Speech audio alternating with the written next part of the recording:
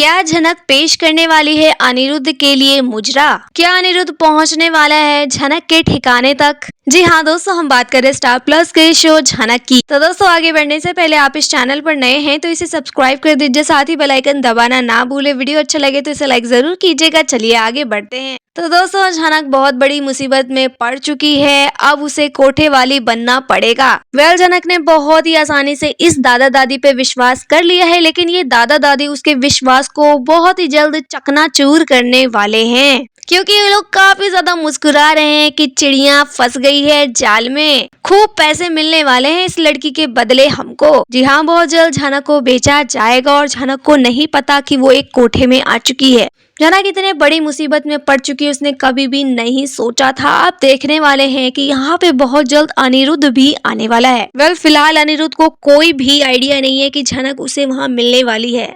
जी हाँ, झनक जहाँ पे होगी वहाँ अनिरुद्ध आएगा किसी बिजनेस मीटिंग को लेकर, क्योंकि अनिरुद्ध ने प्रोमो में कहा था कि अब मैं बहुत बड़ा इंडस्ट्रियलिस्ट बनूंगा, यानी अब वो बहुत ज्यादा काम पे फोकस करने वाला है। वैसे दोस्तों, देखा जाए अनिरुद्ध के ग्राफ को इस शो के अंदर, तो वो खाली परिवारों में ही फंसा हुआ है, परिवार की बातों में ही उलझा हुआ है। वैसे उसको दिखाया जाता है कि वो बहुत बड़ा आईटी इंजीनियर है, एक बड़ी कंपनी में काम करता है, लेकिन काम को लेकर इतना डेडिकेटेड नहीं दिखाया कभी भी अनिरुद्ध को। तो यहाँ पे मेकर्स अब जो अनिरुद्ध को काम के लिए डेडिकेटेड दिखाएंगे, बहुत काम करूंगा, खूब पैसा कमाऊंगा, इतनी मेहनत करूंगा कि आज तक किसी ने इतनी मेहनत नहीं की होगी। मुझे इस परिवार के ड्रामेटिक में बिल्कुल भी नहीं फंसना है, क्योंकि मेरे परिवार में ड्रामा जो है चलता ही रहता है। अगर मैं इसी में फंसा रहा तो अपने करियर पे फोकस नहीं कर पाऊंगा। इसलिए वो प्रॉमिस ले लेता है और डिक्लेयर कर देता है कि आज के बाद से मैं सिर्फ काम करूंगा और कुछ नहीं। तो बस अब अनिरुद्ध को काम के लिए पैशनेट, डेडिकेटेड दिखाया जाएगा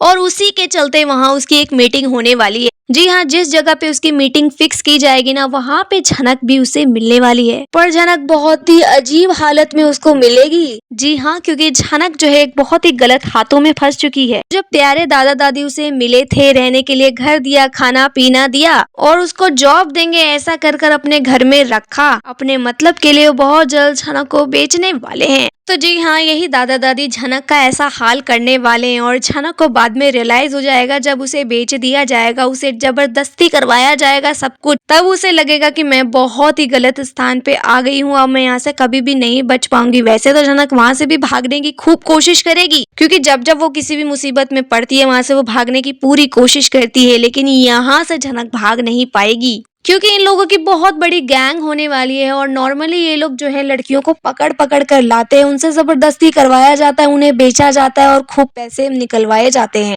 तो झनक भी शुरुआत में यही सब हरकतें करने की कोशिश करेगी, वहां उन्हें जवाब देगी, वहां से भागने की कोशिश करेगी और ये लोग बार बार झनक को पकड़ कर ले आएंगे और उसके ऊपर कड़ी नजर रखने वाले हैं कि दोबारा ये ऐसी हरकत ना कर सके। तो आप देखने वाले हैं झनक को डांस करने के लिए कहा जाएगा, मुजरा करने के लिए कहा जाएगा और झनक बहुत ही अच्छा डांस प्रस्तुत करेगी, क्योंकि झनक की जिंदगी का एक ही सबसे बड़ा प्यार है, वो है उसका डांस। जब वो खुश होती है तब भी बहुत अच्छा डांस करती है और जब वो दुखी होती है तब भी बहुत अच्छा डांस करती है। तो वो अपने डांस के जरिए ही अपने दर्द को बयां करेगी। दोस्तों, जिस जगह पे झनक का यह डांस रखा जाएगा वहाँ पे अनिरुद्ध भी आने वाला है। तो क्या यहाँ पे झनक की इस महफिल में अनिरुद्ध भी होगा? क्या अनिरुद्ध भी बनने वाला है उसका मेहमान? क्या अनिरुद्ध की हो पाएगी झनक से मुलाकात, या फिर झनक भी यहाँ अनिरुद्ध से बचने की कोशिश करेगी, फिर से अपने सर पे पल्लू ले लेगी, घूंघट तान लेगी कि ताकि यहाँ सर जी को पता ना चल पाए कि ये मैं हूँ। जी हाँ दोस्तों, जनरली अभी पिछले कुछ टाइम से तो ऐसा ही हो रहा है। जब जब झनक गायब हो रही है, अनिरुद्ध वहाँ पहुँच रहा है, झनक जो अपने सर पे पल्लू ले लेती है, घूंघट ले लेती है और अनिरुद्ध के सामने बिल्कुल भी नहीं जाना चाहती, उसके बिल्कुल भी फेस नहीं करना चाहती, उसे पता भी नहीं लगने देना चाहती कि मैं कितनी बड़ी मुसीबत में हूँ। पर अनिरुद्ध तो भरपूर कोशिश करता है झनक को ढूंढने की। अगर उसे ये पता चल गया कि झनक यहाँ पे इतनी गलत जगह पे है तो ऑफ कोर्स उसकी मदद करेगा, लेकिन झनक यहाँ बनेगी महान। वो नहीं चाहेगी कि अनिरुद्ध उसकी मदद करे। तो झनक अनिरुद्ध की मदद लेगी या नहीं लेगी ये देखना तो काफी दिलचस्प होगा ही, लेकिन दोस्तों स्टार्टिंग में झनक इतना बड़ा मेलोड्रामा तो जरूर स्टार्ट करेगी। अगर अनिरुद्ध उसकी महफिल में आया, यानी उसकी मुजरे वाले महफिल में आया, तो वो फिर से अनिरुद्ध के सामने घूंघट रखने वाली है,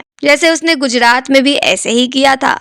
तो यहाँ पे झनक फिर से घूंघट रखेगी, अनिरुद्ध फिर उसे पहचानने में नाकामयाब होगा। लेकिन झनक जिस तरीके से डांस कर रही होगी ना, उसके मूव्स को देखकर वो समझ जाएगा, उसे भनक लगने वाली है कि शायद ये झनक है।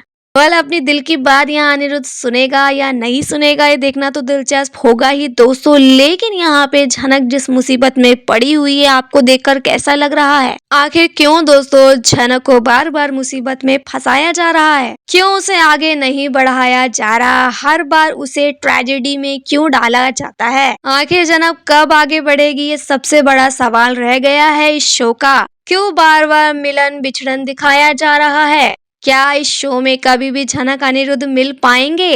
वेल दोस्तों इतना सब कुछ होने के बाद जो है दर्शक बिल्कुल भी ये सब नहीं चाहते कि झनक को मुसीबत में डालते हो फिर नई मुसीबत में डालते ही जा रहे हैं। वेल शो में लीप की बात तो चल ही रही है क्योंकि जब तक लीप नहीं आएगी तब तक ये ड्रामा तो चलता ही रहेगा। वेल लीप के बाद क्या होगा इस शो की कहानी ये देखना तो दिलचस्प होगा ही। लेकिन फिलहाल जो है लीप को पोस्टपोन किया गया है। अभी लीप बिल्कुल भी नहीं दिखाया जाएगा। फिलहाल झनक एक नई मुसीबत में पड़ी हुई है। वहाँ उसको क्या क्या चैलेंजेस देखने को मिलेंगे, क्या क्या स्ट्रगल करना पड़ेगा, ये देखना होने वाला है काफी इंटरेस्टिंग।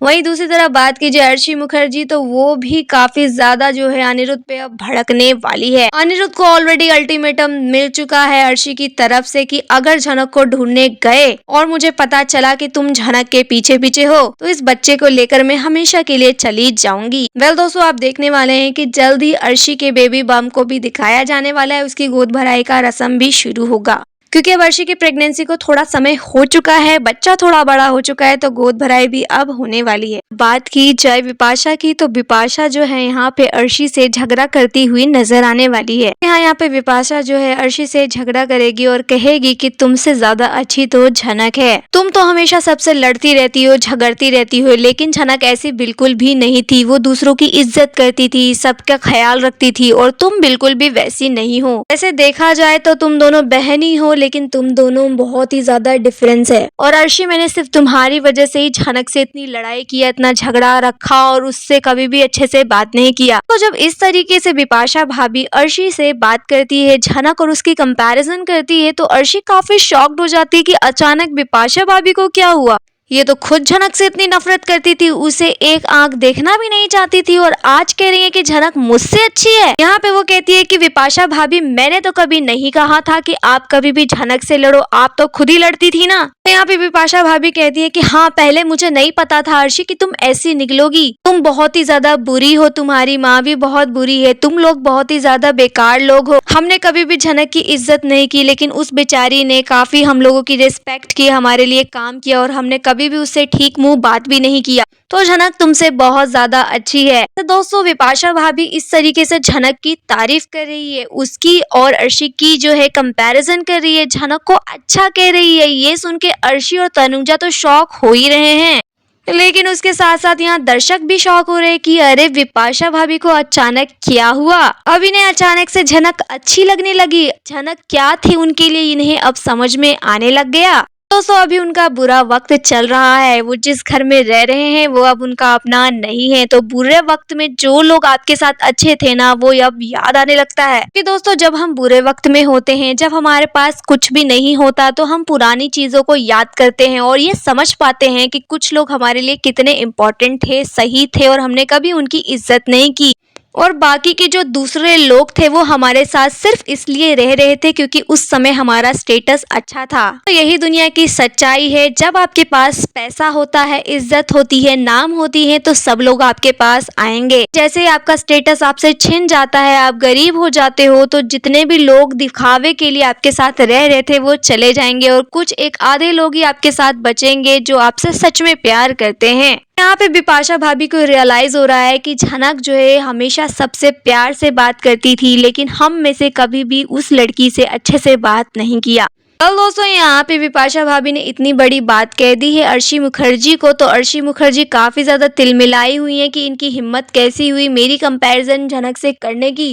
बिपाशा भाभी को वो कठोर करारा जवाब दे देती है कि नेक्स्ट टाइम आप ऐसा कभी भी मत कहना, झनक मेरे से अच्छी कभी ना हो सकती थी और ना कभी होगी। दोस्तों, यहाँ बिपाशा भाभी ने ये सारी बात सिर्फ अर्शी को जलाने के लिए कहा है या वो सच में रियलाइज कर रही हैं कि झनक अच्छी थी? क्या है पूरी बात, इसके लिए तो अपकमिंग एपिसोड से ही पता चले। लेकिन जो भी है, यहाँ पे अर्शी को जो है बिपाशा भाभी बहुत ही करारा जवाब दे रही हैं। दोस्तों, ये जो नया ट्रैक आया है जहाँ पे झनक को पैसे के लिए बेच दिया गया है, यानी दादा दादी ने जो है झनक को पैसों के लिए बेच दिया और बहुत जल्द वो अनिरुद्ध से भी टकराने वाली है। लेकिन किस तरीके से मुलाकात होगी, देखना काफी दिलचस्प होगा। तो ये ट्रैक देख के आपको कितना मजा आ रहा है? जो भी यहाँ आपकी राय है आप हमें कमेंट में बताइए। वीडियो अच्छा लगे तो इसे लाइक कीजिए, सब्सक्राइब कीजिए फॉर मोर अपडेट्स। धन्यवाद।